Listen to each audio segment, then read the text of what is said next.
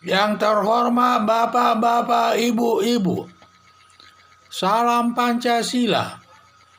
Bapak-bapak, Ibu-ibu yang melihat video saya ini, tolong jangan lupa subscribe, like, dan di-share. Sifatnya gratis. Saya akan mengomentari Agus Harimurti Yudhoyono menyerahkan surat resmi penolakan Kongres Luar Biasa Deli Serdang. Sumber saya dari YouTube.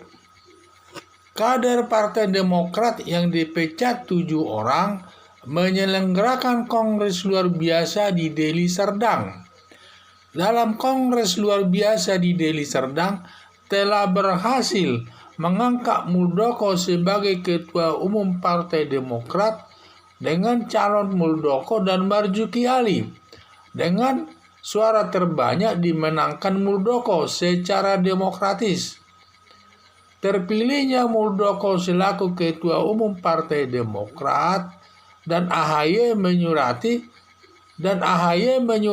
menyurati resmi Menkumham tidak mengakui Muldoko sebagai Ketua Umum Partai Demokrat. Jadi setelah terpilihnya Muldoko dalam Kongres KLB, Kongres Luar Biasa di Deli Serdang tersebut, maka Agus Harimurti Yudhoyono mengirimkan surat resmi ke Menkumham yang menyatakan bahwa KLB Muldoko itu adalah tidak sah. Kongres Luar Biasa Muldoko juga mendaftarkan Kongres Luar Biasa Deli Serdang ke Menkumham. Jadi dua-duanya sama-sama mendaftarkan juga ke Menkumham dan masing-masing menyatakan mereka sudah sesuai dengan Kongres Luar Biasa atau anggaran dasar dan anggaran rumah tangganya masing-masing. Untuk menentukan Kongres Luar Biasa yang sah dan tidak bukan kewenangan Menkumham, kewenangan Menkumham itu. Hal itu kewenangan Peradilan Tata Usaha Negara. Menkumham hanya mendaftarkan partai politik yang sah. Jadi karena keduanya menyatakan mendaftarkan kepada Menkumham, mendaftarkan partai kongresnya tersebut siapa yang benar atau tidak. Maka dalam hal ini Kemenkumham itu kewenangannya hanya mencatat soal siapa yang benar atau yang tidak soal kedua partai tersebut. Itu kewenangan Peradilan Tata Usaha Negara. Jadi nanti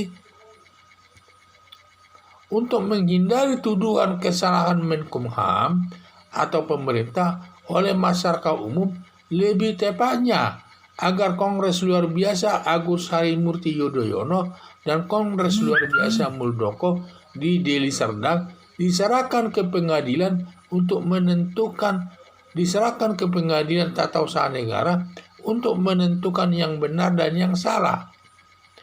Setelah Hakim Pengadilan Tata Usaha Negara menentukan Kongres Luar Biasa yang sah, barulah Kementerian Hukum dan HAM mencatat KLB yang sah sesuai putusan Peradilan Tata Usaha Negara tersebut.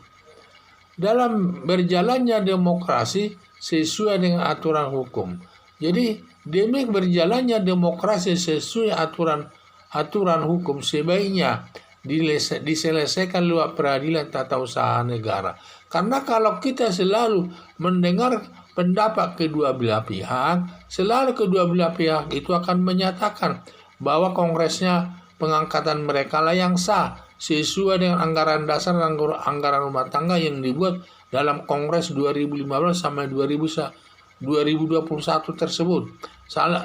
Masing-masing mengklaimnya bahwa sama mereka saling yang benar, yang lainnya tidak benar.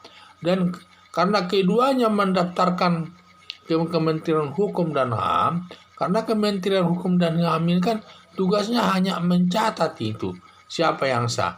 Sedangkan mengenai siapa yang sah atau tidak, itu Menkumham tidak ada kewenangannya di sana. Menentukan sah tidaknya suatu kongres tersebut adalah kewenangan Peradilan Tata Usaha Negara.